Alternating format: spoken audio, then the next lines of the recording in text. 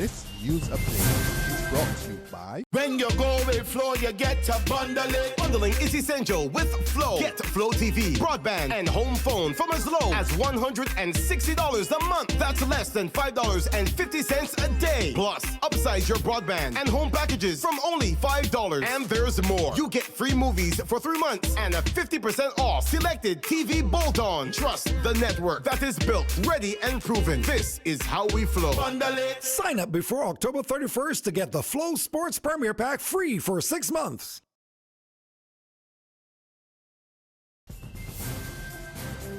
It's Thursday, October the 27th, 2016, and this is your Barbados Today evening update. I'm Emmanuel Joseph. Thanks for joining us. Topping the news at this hour, embattled former CLICO Executive Chairman Leroy Paris will soon know whether or not he'll be able to put his hands on his $4.5 million bank account that's been frozen by the High Court. Paris and his team of lawyers appeared today before a panel of appeal court judges and urged the justices to quash a Supreme Court order that froze his assets back in February last year.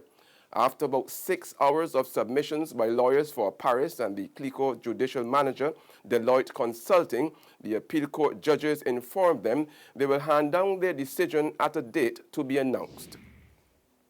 The Barbados Union of Teachers has put the government on notice it will be adopting a more militant approach to having its grievances addressed.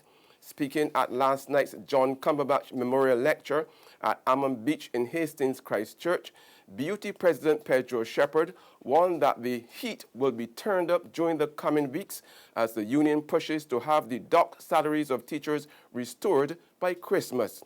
Shepherd drew on the history of previous BUT leaders, including Minister of Education Ronald Jones, who he said were militant and not afraid to call out teachers during school hours, and even break down the gate of one school when they were shut out. With this sort of history, BUT will therefore remain steadfast, resolute, and unswerving in its pursuit of fairness, equity, and justice. Over the next few weeks, you can look forward to notice of meetings. It is my intention to meet with the teachers who got their salaries docked, those who attended the recent meetings, those who support those who attended, and all well-wishers before the end of the term on December 15th. I want us to have our docked salaries back before Christmas. Opposition leader Mia Motley has accused the Friend Stewart administration of being the island's most intimidating employer. Addressing her Barbados Labour Party supporters at Ellerslie Secondary School last night, Real Neil Rowe was nominated as the St. Michael Northwest candidate to challenge Finance Minister Chris Sinclair in the next general election. Motley cited the sudden demotion of President of the National Union of Public Workers Akani McDowell in the government service as one example of intimidation. You do not know the fate of your job come next month as a public servant.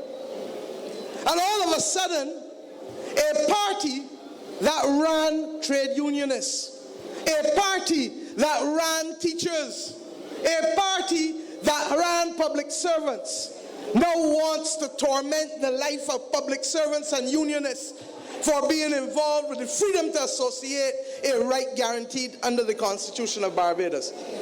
Look at Akani McDowell.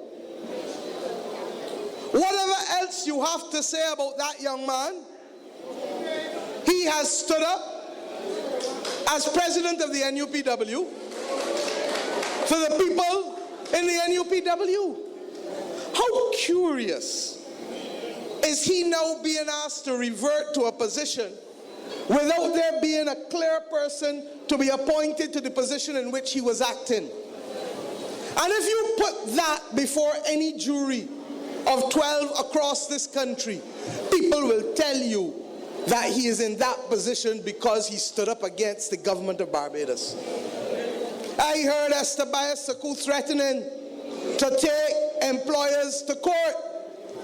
But the employer who has most intimidated and breached rights in this country in the last 3 years has been the government of Barbados under Frondel Stewart and Chris Sinclair. In sports now, British MP Mark Field is suggesting that West Ham should be forced to play behind closed doors if the violence that marred yesterday's derby with Chelsea is repeated. Bottles, seats and coins were thrown at London Stadium as hundreds of fans clashed. 7 people were arrested. It was the latest outbreak of disorder at West Ham's new ground this season. There's regional and international news after this short break. This Christmas will be the best Belgian Christmas for we. Maisie, it is all because Republic Bank just like Santa Claus. Maisie, fix up the kitchen and a new TV we get in. A special time to commemorate. Republic will help you celebrate.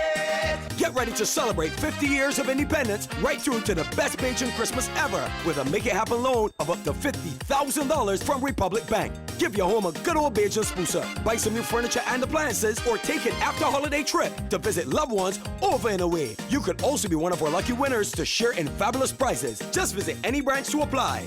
Go to republicbarbados.com or call us at 227-2700. We're also available via Skype and FaceTime. Special conditions apply. In Bajan style, it will be great with Republic Bank. Republic Bank, we're the one for you. Get your paper. Only $2.25. $2.20. Who? For what? That's Bear Stale News. I don't read about that on Barbados today since last night. That can't only can't do. $2.20. Who? The Barbados Today, news you can trust.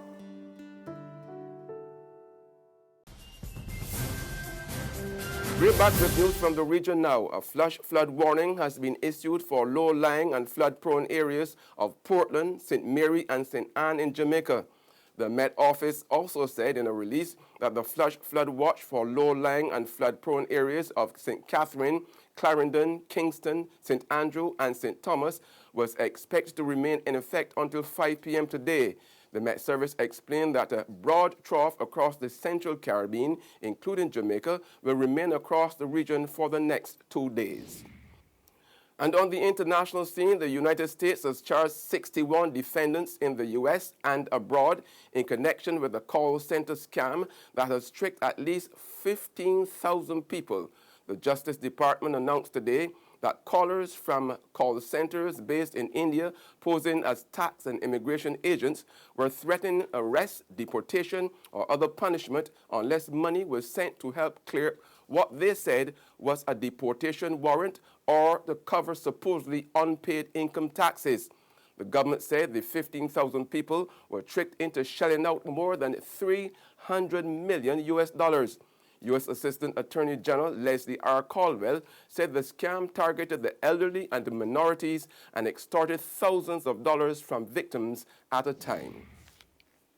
And finally, Florida and Nevada have now moved from Democratic-leaning states to toss-up states. This latest news follows a recent series of polls that showed Republican presidential candidates Donald Trump and Democrat Hillary Clinton making gains. We say Florida, Nevada now moving to toss-up, and that seems like away from Clinton. Donald Trump has to win every yellow state there that you see, and it's still not enough. He still needs to find some Democratic-leaning turf to bring his way. And remember, one of those states in yellow right now is Utah. That should be the 6th easiest electoral votes for a Republican to bank. But because of the third-party candidate, Evan McMullin, surging there, that may be a big block for Donald Trump. That's news and sports, but for the very latest, visit our website at www.barbadostoday.bb. Also subscribe to our e-paper email updates and like us on Facebook. We're also on Izumi Media in bus terminals, or screenplay at supermarkets and gas stations near you, as well as Channel 99 on Flow TV and Mix 96.9 FM. I'm Emmanuel Joseph. Have a fantastic evening.